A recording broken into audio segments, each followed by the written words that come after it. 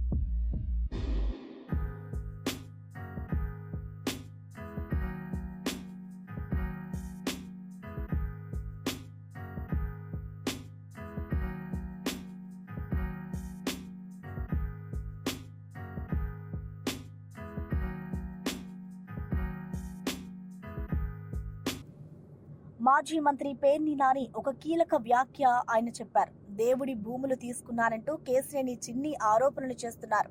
అదే నిజమైతే నన్ను అరెస్ట్ చేసే దమ్ముందా అని నాని ఈ వ్యాఖ్యల్లో చెప్పుకొచ్చారు. 2007లో జరిగిన ఆ భూముల వేలంలో టీడీపీ నాయకులు కూడా పాల్గొన్నారని గుర్తు చేశారు. ఆయన మాట్లాడుతూ రాజకీయ ఆరోపణలను వ్యక్తిగత స్థాయిలో స్వీకరించలేరని, ఆరోపణలు నిజమైతే చర్యలు ఎవరికైనా వర్తిస్తాయని స్పష్టం చేశారు.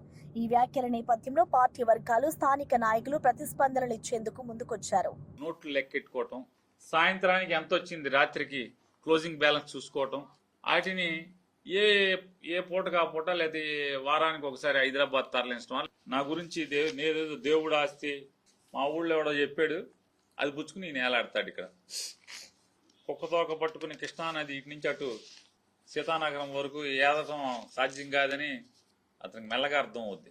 135 మంది 2 లక్షల చొప్పున ఆక్షన్ జరిగితే దాంట్లో నేనెట్టా కొట్టేశానో మరి మీరు ఈ కృష్ణానది ఈ ఒడ్డు నుంచి ఆ ఒడ్డుకి లేదా ఇక్కడి నుంచి అక్కడికి ఈద్దాం అనుకున్నటువంటి ఆ సమాచారం ఇచ్చిన గోదావరి మీరు పట్టుకున్న ఆ తోక ఎవరిదో వాళ్ళు చెప్పాలి, అది పుచ్చుకుని బయలుదేరిన మీరు చెప్పాలి. ఈ 135లో సరే వీళ్ళందరూ నేను వదిలిచ్చావంటే ఈ 135 మందిలో దాదాపుగా 50% మంది టీడీపీ వాళ్ళు. ఇందులో 30వ పేరు 2 లక్షల రూపాయలు కట్టినటువంటి 30వ పేరు కుల రవీంద్ర గారికి గుండికాయ, ఇంకేదో కాయో రోజు ఆయనతోనే ఉంటాడు, పల్లపాటి సుబ్రహ్మణ్యం గారు. ఈ గుండికాయ కూడా నేను కొనేశానా, నాకు అమ్ముడయ్యాడా? ఇప్పుడు ఒక తోక పట్టుకుని మీరు బయలుదేరారు కదా, ఆ తోకకున్న తలకాయతో మాట్లాడి విచారణ చేయించండి ఈ యాక్షన్ మీద. ఖచ్చితంగా ఆ భూములు దేవుడికి వెనక్కి లాక్కోండి. అధికారం మీది, ఏది పడితే అది చేస్తున్నారు కదా.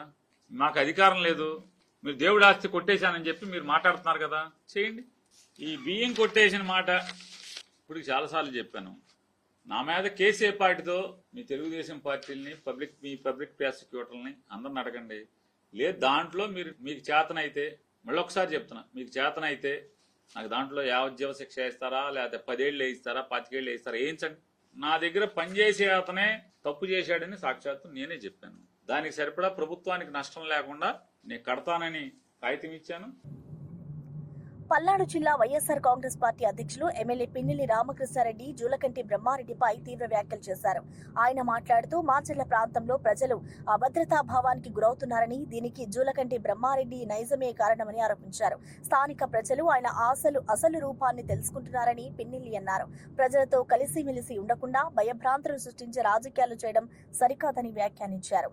పార్టీకి సంబంధించిన వాళ్ళ మీద కూడా ఎఫ్ఐఆర్ చేసి కేసులు పెట్టారు.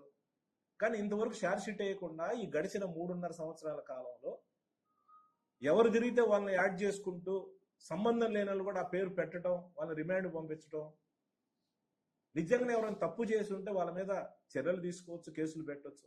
కానీ ఏమి చెయ్యకుండా ఈ బ్రహ్మారెడ్డి అనే వ్యక్తి అతని నైజము హింసను ప్రోత్సహించడమే. పైకి మాత్రం పెద్ద గాంధీ మహాత్మం లాగా నాకేం తెలియదు అన్నట్టుగా, ఇవన్నీ సంఘటన తెలియదు అన్నట్టుగా ఆయన పెద్ద శుద్ధపూసలాగా కూడా ప్రజలు బిళ్ళపిచ్చే కార్యక్రమం చేస్తా ఉన్నారు. ఇప్పుడిప్పుడే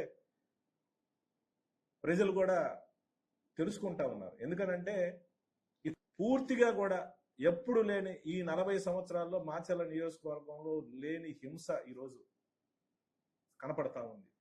ప్రజల్లో ఒక అభద్రతాభావం కనిపిస్తా ఉంది.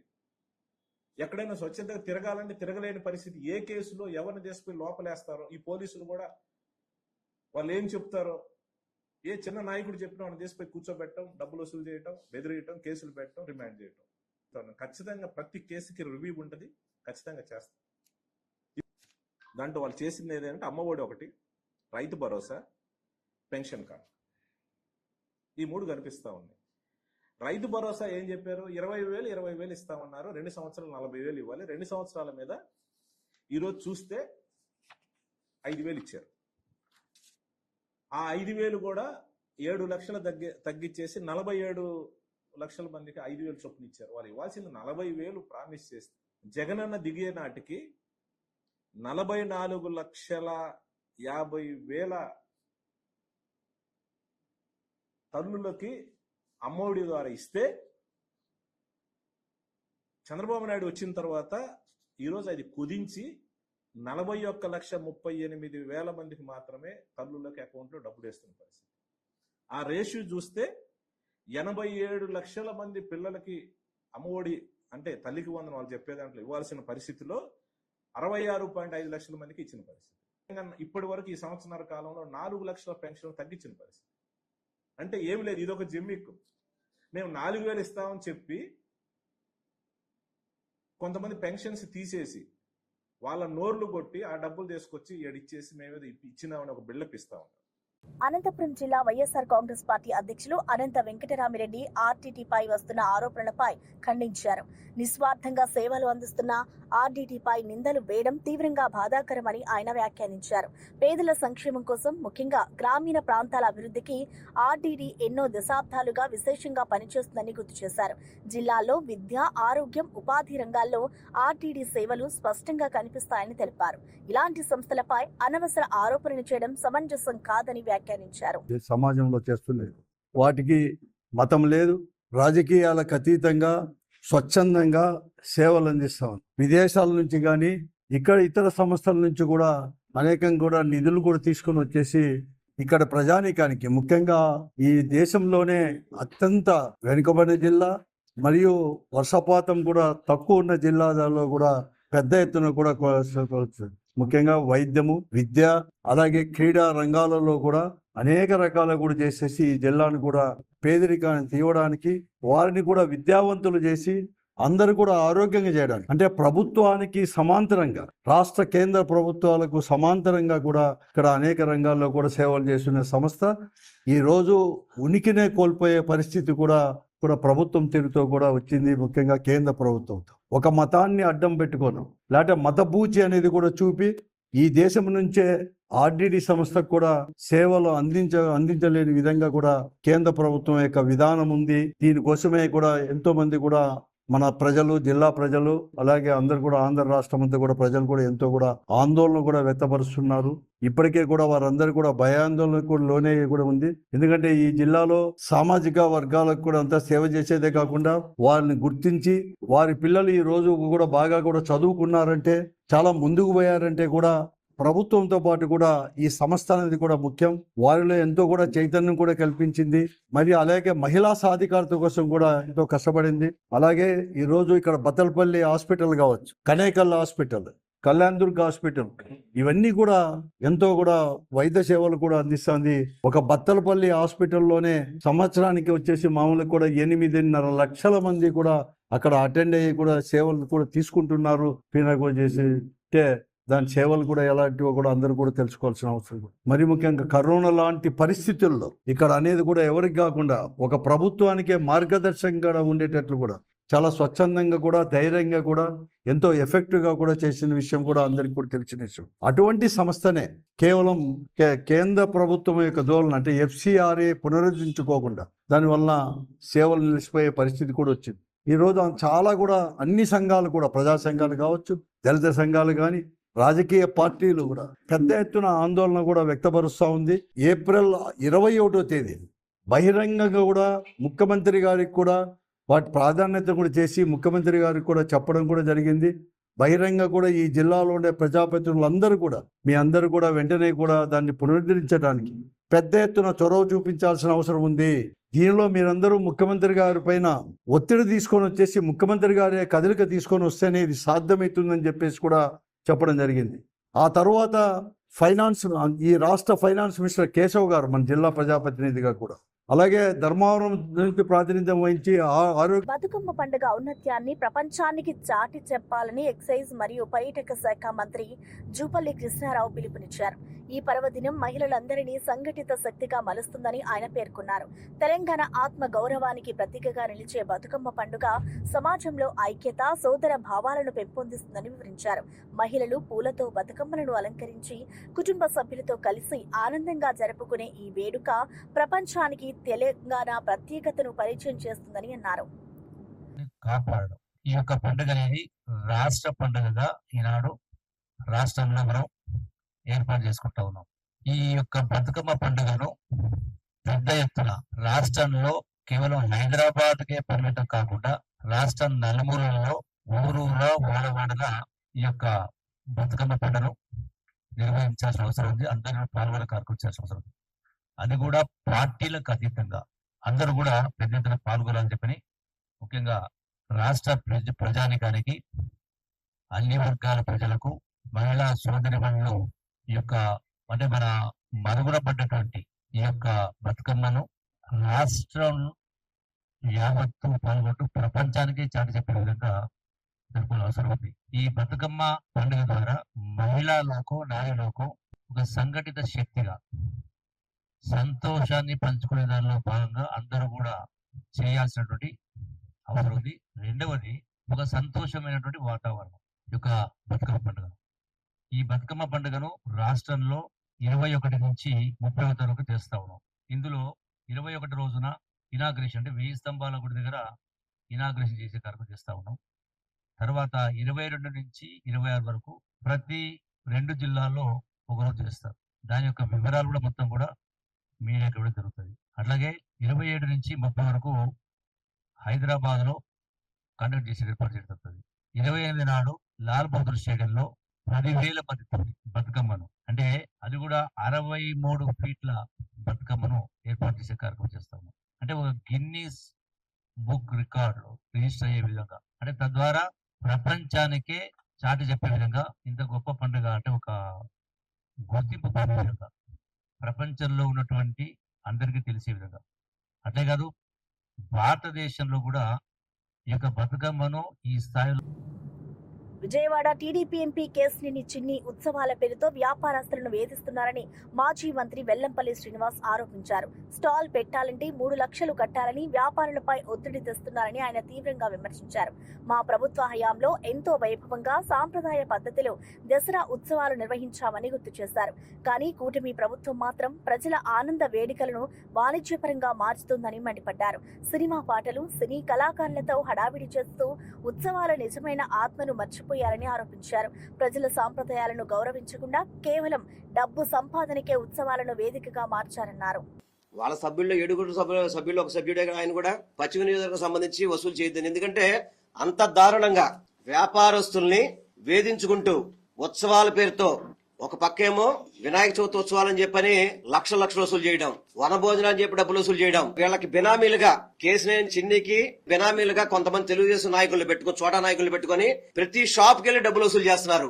మీరు రియల్ ఎస్టేట్ వ్యాపారం లాగా 10x10 సైజ్ ఇస్తే కనుక 3,50,000 అని చెప్పని ఏంటండి రేట్లు ఏంటండి? మీరు 40 ఎకరాలకి 45 లక్షలు ఇచ్చేసి మేము బాగా ఇచ్చేసాం చెప్పుకున్నారు కదా. 10x10 సైజ్ వచ్చి 3.5 లక్షలు అంటండి 56 రోజులకి. ఎన్ని కోట్లు సంపాదిస్తున్నారు ఈ డబ్బులతో? ఎన్ని కోట్లు? ఒక్కొక్క స్టాల్ కి 3 లక్షల రూపాయలు అంటే 10x10 సైజ్ అయితే కనుక వీళ్ళు చేసేది వ్యాపారం. అమ్మో ఇప్పటిదాకా మన నాని గారు చెప్పారు, కృష్ణమ్మ ఇసుక అమ్ముకున్నారు, మట్టి అమ్ముకున్నారు, బూడిద అమ్ముకున్నారు. ఇప్పుడు దుర్గమ్మను కూడా అమ్ముకునే విధంగా ఈ రోజు కేసినేని చిన్ని ప్రవర్తన కనబడుతుంది. నేను కేవలం సభ్యుడిని మాత్రమే చెప్పిన వ్యక్తి ప్రెసిడెంట్ ఆ సంఘానికి. కేసినేని చిన్ని ప్రెసిడెంట్. అబ్బా అది ఇందాక చెప్పిన బాసుడికి ఎవరైతే ఉన్నాడో వాడు సెక్రటరీ. దీనికి ఈ సంఘం దేన్ని పెట్టారా మీరు? ఏ ప్రభుత్వం చేయకూడదు డబ్బులు? ఒక్కసారి జగన్మోహన్ రెడ్డి గారు అమ్మవారి ఆశీస్సుల కోసం ఇక్కడికి వస్తున్నప్పుడు వర్షానికి కొండ చర్యలు పడిపోతే అప్పటికప్పుడు 70 కోట్లతో గుడి అభివృద్ధి చేస్తారు. ఈ రోజు గుడి అభివృద్ధి జరుగుతుందంటే అది జగన్మోహన్ రెడ్డి గారి నాయకత్వంలో వారు ఇచ్చిన అమౌంట్ తో ఈ రోజు గుడి అభివృద్ధి జరుగుతుంది. మీరు ₹1 ప్రభుత్వ నిధులు ఖర్చు పెట్టరు. అదేవిధంగా వచ్చిన ఆదాయాన్ని ఏది కూడా ప్రభుత్వానికి ఇచ్చే పరిస్థితి లేదు. వాళ్ళు జేబుల్లోకి వేసుకోవడమే. ఇందాక నాని గారు చెప్పిన ప్రకారం ఏదైతే ఒకే కంచం ఒకే మంచం ఉన్నారో ఈ డబ్బుల్లో వాటా వాళ్ళకు కూడా వెళ్తుందని చెప్పని. ఎన్నికల్లో కాంగ్రెస్ పార్టీ ఇచ్చిన ప్రతి హామీ అమలు కోసం బీఆర్ఎస్ పార్టీ ప్రజల తరపున పోరాడుతూనే ఉంటుందని ఆ పార్టీ నాయకులు స్పష్టం చేశారు. మంచి గుండె కార్యక్రమం ద్వారా చెన్నూరు నియోజకవర్గంలో ప్రజల సమస్యలను విస్తృతంగా సేకరించినట్లు తెలిపారు. ఈ కార్యక్రమంలో నియోజకవర్గంలోని వివిధ గ్రామాల నుంచి 40,000 ఫిర్యాదులు అందినట్లు పేర్కొన్నారు. నేడు ఈ ఫిర్యాదులను మంచిర్యాల జిల్లా కలెక్టర్ కార్యాలయంలో సమర్పించారు. ఎస్సీ ఎస్టీలకు పెద్ద ఎత్తున మేలు చేస్తామని చెప్పి, వరంగల్లో రైతు డిక్లరేషన్ పేరిట రైతులకు చాలా మేలు చేస్తామని చెప్పి, కామారెడ్డిలో బీసీ డిక్లరేషన్ పేరిట బీసీలకు బాగా లాభం చేస్తామని చెప్పి, సరూర్ నగర్లో యూత్ డిక్లరేషన్ పేరిట తెలంగాణ యువతకు 2 లక్షల ఉద్యోగాలు ఇస్తాము, 4,000 నిరుద్యోగ భృతి ఇస్తామని చెప్పి అనేక రకాలైనటువంటి మాటలు చెప్పి మేనిఫెస్టోల్లో కూడా సంతకాలు పెట్టి ఇంటింటికి కార్డులు వంచి ఇవాళ అధికారంలోకి వచ్చిన తర్వాత దగ్గర 2 సంవత్సరాలు కావస్తా ఉంది. కానీ ఇప్పటికీ వాళ్ళు ఇచ్చిన 6 గ్యారంటీల్లో, వాళ్ళు చెప్పిన 4 డిక్లరేషన్లలో, వాళ్ళు ఇచ్చిన 420 హామీల్లో ఒక్కటంటే ఒక్కటి అమలు చేయకుండా కేవలం శుష్క ప్రియాలు శూన్యహస్తాలు అన్నట్టుగా ఇవాళ కాంగ్రెస్ పార్టీ ఈ ప్రభుత్వ పాలన తయారైంది. అందుకనే చెన్నూరు అసెంబ్లీ నియోజకవర్గంలో పార్టీ ఆదేశం మేరకు ఒక పైలట్ ప్రాజెక్టు కార్యక్రమాన్ని అప్పుడే మంచిగుండే అనేటటువంటి కార్యక్రమాన్ని తీసుకొని సెప్టెంబర్ 1వ తేదీ నుంచి నిన్నటి వరకు 16 రోజుల పాటు సుమారు 40,000 మందిని ప్రత్యక్షంగా చెన్నూరు అసెంబ్లీ నియోజకవర్గంలో కలిసి మా పార్టీ శ్రేణులంతా కూడా మరి కాంగ్రెస్ పార్టీ మీకు చెప్పినట్టు అన్ని కార్యక్రమాలు అమలు చేసిర్రా, ప్రతి మహిళకు 2,500 ఇస్తామన్నారు ఇచ్చిర్రా, 18 ఏళ్ళు నిండిన అమ్మాయికి స్కూటీ ఇస్తామన్నారు ఇచ్చిర్రా, 2 లక్షల ఉద్యోగాలు ఇస్తామన్నారు ఇచ్చిర్రా, రైతు రుణమాఫీ 2 లక్షలు చేస్తామన్నారు చేసిర్రా, ఆడబిడ్డ పెళ్లి చేసుకుంటే ₹1,00,000 ఇచ్చి తులం బంగారం ఇస్తామన్నారు ఇచ్చిర్రా, 4,000 పెన్షన్ ఇస్తామన్నారు ఇచ్చిర్రా అని ఇట్లా అన్ని రకాల విషయాలు ఫిర్యాదుల రూపంలో ప్రజల దగ్గరికి పోయి ఆ ఫిర్యాదులు స్వీకరించి ఇవాళ కాంగ్రెస్ పార్టీ మీద, ఈ ప్రభుత్వం మీద మరొకసారి ప్రజల తరపున ఒత్తిడి పెంచడానికి ఇవాళ ఆ రకంగా సేకరించినటువంటి ఫిర్యాదులన్నింటినీ కూడా తీసుకొని ఇవాళ మంచిర్యాల జిల్లా కలెక్టరేట్లో కలెక్టర్ గారికి ఇవ్వాలని చెప్పి ఇక్కడికి రావడం జరిగింది. ఈ సందర్భంగా చెన్నూరు అసెంబ్లీ నియోజకవర్గంలోనే కాదు రాష్ట్ర వ్యాప్తంగా కాంగ్రెస్ ప్రభుత్వం ఒక్కటంటే ఒక్క హామీని నెరవేర్చకుండా, ఇండ్లు కట్టిస్తామన్నారు ఇవాళ ఇల్లు కట్టిస్తలేరు, ఉద్యోగాలు ఇస్తామన్నారు ఉద్యోగాలు ఇస్తలేరు, అడిగిన వాళ్ళ మీద లాఠీ చార్జీలు చేస్తున్నారు, దాడులు చేస్తున్నారు, అక్రమ కేసులు పెడుతున్నారు. హైడ్రా పేరిట మొత్తం హైదరాబాద్లో పేదల ఇండ్లు కూలగొట్టి అల్లకల్లోలం చేస్తున్నారు. ఇవాళ రాష్ట్రం యొక్క పరిస్థితి చాలా అధ్వానంగా, రాష్ట్ర ప్రజల పరిస్థితి అగమ్య గోచరంగా తయారైంది. ఇటువంటి సందర్భంలో ప్రధాన ప్రతిపక్షంగా మేము ఈ ప్రభుత్వాన్ని డిమాండ్ చేస్తూ ఉన్నాం. మీరు ఇచ్చిన 6 గ్యారంటీలు, 420 హామీలు, చెప్పిన 4 డిక్లరేషన్లు, వాటన్నిటిని పూర్తి స్థాయిలో మీరు అమలు చేయాలి. ఇప్పటిదాకా ప్రజలు కూడా ఓపిక పట్టిర్రు. 2 సంవత్సరాలు అవుతుంది పాలన, ఇంకా కూడా ప్రజలు ఓపిక పట్టే పరిస్థితి లేదు. ప్రజలు తిరగబడే రోజులు వస్తే మీరు కాంగ్రెస్ పార్టీ నాయకులు ఎవరు కూడా ఊళ్ళలో తిరగలేరు, బయట తిరగలేరు. అటువంటి పరిస్థితి వస్తుంది. మీరు ఇచ్చినటువంటి ప్రతి హామీని మీరు నెరవేర్చేదాకా నిలబెట్టుకునేంత వరకు ఈ ప్రజల పక్షాన తెలంగాణ కోసమే పుట్టినటువంటి ఈ పార్టీగా ఈ గులాబీ జెండా, ఈ గులాబీ దళం తెలంగాణ ప్రజల పక్షాన గట్టిగా పోరాడుతుంది, నిలబడుతుంది. ఇవాళ మళ్ళా మేము డిమాండ్ చేస్తూ ఉన్న మీ ప్రభుత్వాన్ని ఇప్పటికైనా మీరు చెప్పిన అన్నింటినీ అమలు చేయాలి. ఇంకా సమయం ఎక్కువ లేదు, 2 సంవత్సరాలు అయిపోతూ ఉంది, ఉన్నదే 3 ఏళ్ళు. ఆ 3 ఏళ్లలో లాస్ట్ 1 ఇయర్ అంతా ఎలక్షన్ వాతావరణమే ఉంటుంది. ఇంకా మీరు ఎప్పుడు చేస్తారు ఈ ప్రజలకు? మీరు ఇచ్చిన మాటలు ఎప్పుడు నిలబెట్టుకుంటారు? అదేవిధంగా చెన్నూరులో ఇప్పుడు గెలిచినటువంటి ఎమ్మెల్యే గారు కృష్ణా జిల్లాల పంపకాలపై సీఎం రేవంత్ రెడ్డి అబద్దాలు చెబుతున్నారని BRS party general secretary Soma Bharath Kumar ఆరోపించారు.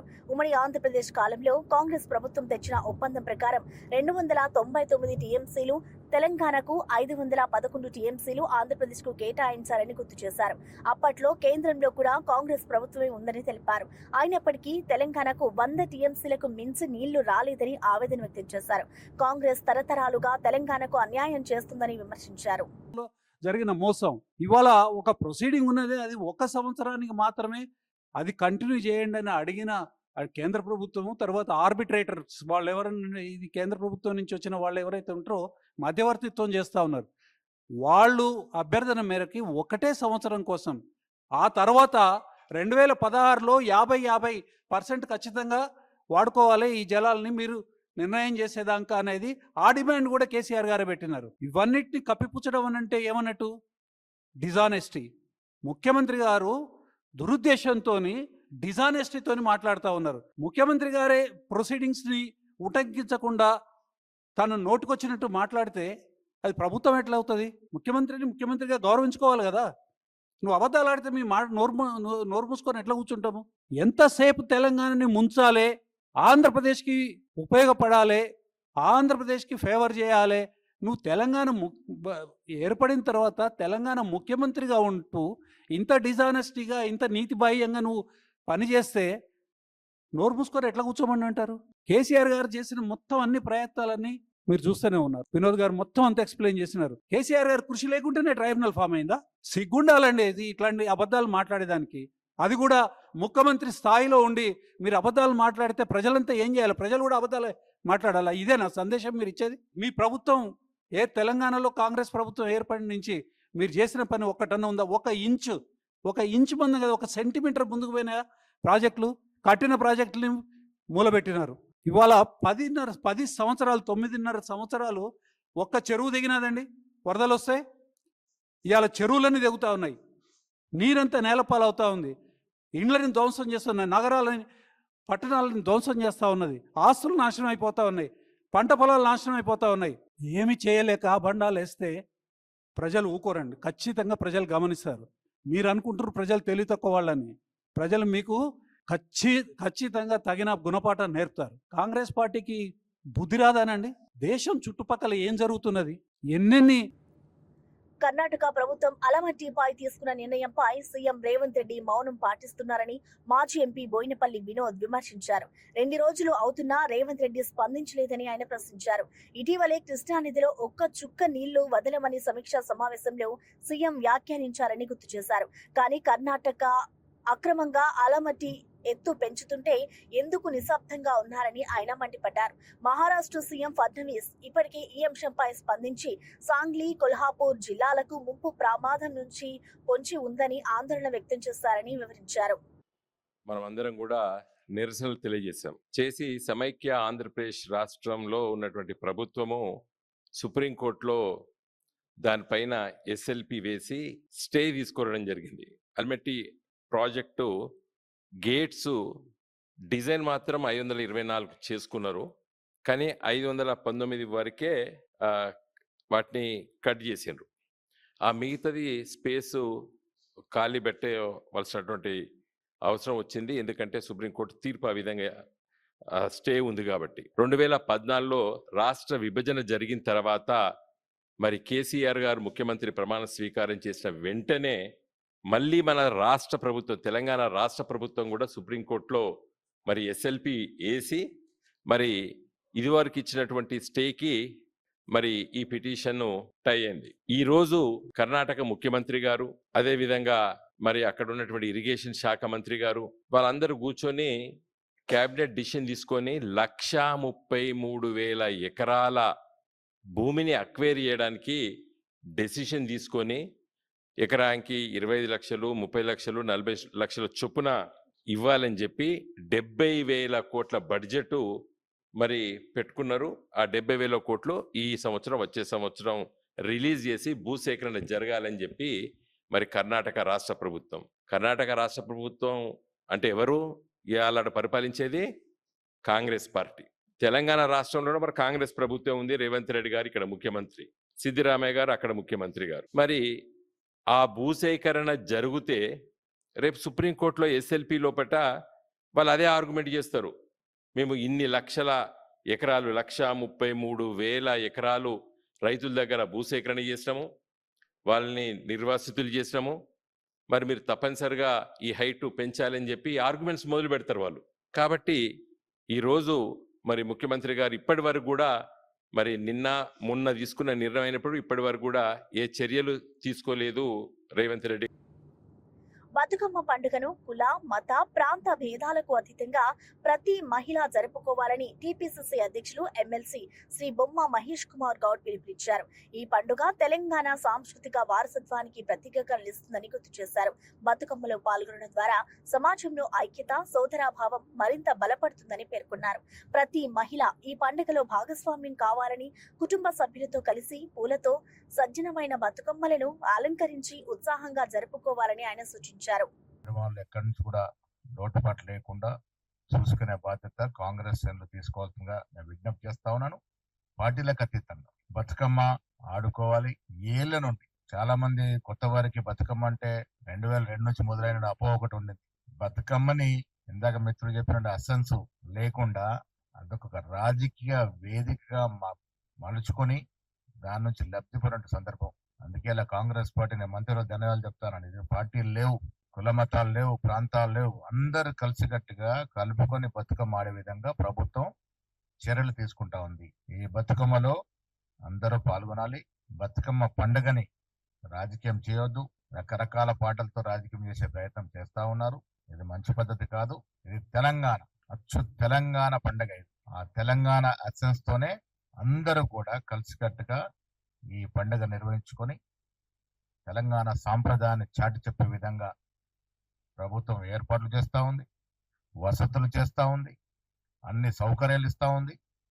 విధిగా మా మహిళా సోదరులు అందరూ కూడా బతుకమ్మలో 9 రోజులు పాల్గొనాలి. ఫైనల్ డే రోజు ఉత్సవంలో కూడా మీరందరూ పాల్గొనాల్సిందిగా నేను విజ్ఞప్తి చేస్తా ఉన్నాను. మా హనుమంతరావు గారు ఏళ్ల తరబడి నుంచి బతుకమ్మ కుంట గురించి మాట్లాడుతూ ఉన్నారు. వారి గురించి మీకు తెలిసింది. చిన్న ఎక్కడ అయిందంటే ఉరికెత్తిపోయి ఆ సమస్య మీద పడి ఈ వయసులో కూడా పోరాటం చేసే తత్వం ఉంది. ఇలా బతుకమ్మ కుంట మళ్ళా ప్రభుత్వం ఆధీనమై బతుకమ్మ కోసమే కేటాయింపు జరిగింది అంటే దాంట్లో ముఖ్యమంత్రి గారితో పాటు హనుమంతరావు గారి పాత్ర గణనీయంగా ఉంది. 10 ఏళ్లుగా మీరు చూశారు, ఆస్తులు, కుంటలు, బతుకమ్మ కుంటలు అంటే ఎన్నో చెరువులు అన్యాక్రాంతం అయిపోయినాయి, ఆక్రమణ గురైపోయినాయి. దాని కారణంగానే దూరదృష్టితో ఇవి అప్డేట్స్ చూస్తూనే ఉండండి.